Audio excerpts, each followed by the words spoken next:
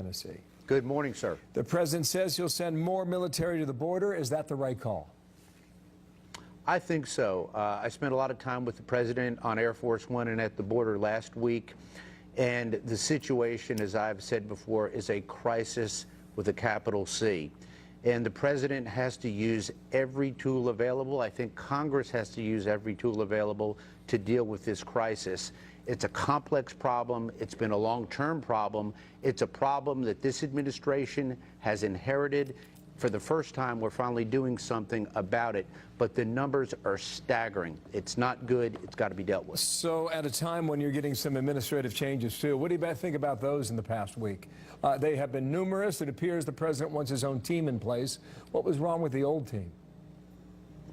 Well, that would be a question probably better addressed to the administration. I'm an optimist. I always look forward.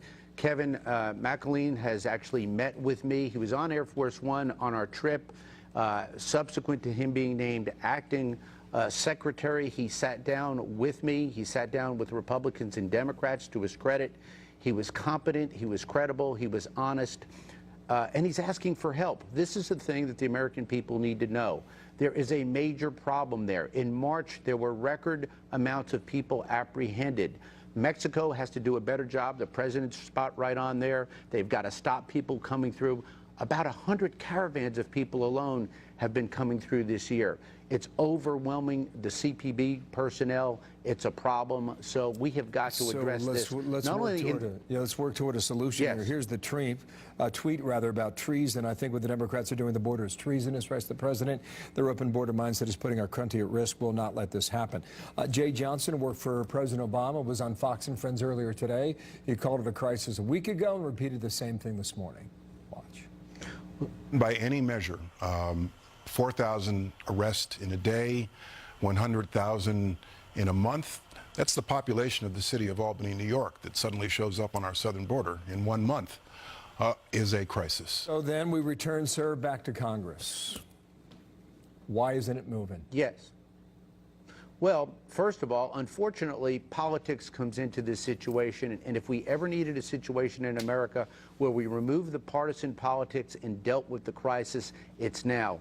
I think that the Democrats are making a calculated mistake right now, because they're basically saying, at first they ignored it, now that it's there, and they're trying to take it in a different direction. The American people, and by the way, I have tremendous respect for Secretary Johnson. I worked with him extensively in the last administration in my capacity on Homeland Security appropriations. He's a good man. He's very competent. He understands this. This cannot be about Republican or Democrat. This has got to be about securing our border and keeping the American people safe. There were roughly 2,300 active duty troops at the border. That was back in January. Does that measure to the same numbers that you have? Well, here's the situation. Right now, the crossings in March have set an all-time record.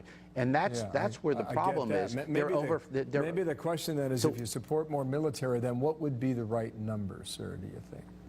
Okay, that's going to have to be something that the border personnel, the administration, and Congress agree on. What I will say is this. The border personnel, the men and women with whom I spoke, are telling me they are babysitters. If somebody comes in, an illegal immigrant comes in, they have to actually go with them and stay with them at the hospital or wherever they are detained. They can't do their job and protect the border. So the more they are deterred, the more they are taken away and distracted with these other duties that they should not be doing, that legally they have to do because of these very difficult policies and difficult court decisions. Liberal judges have messed this up like they've messed up so many other different things in our country.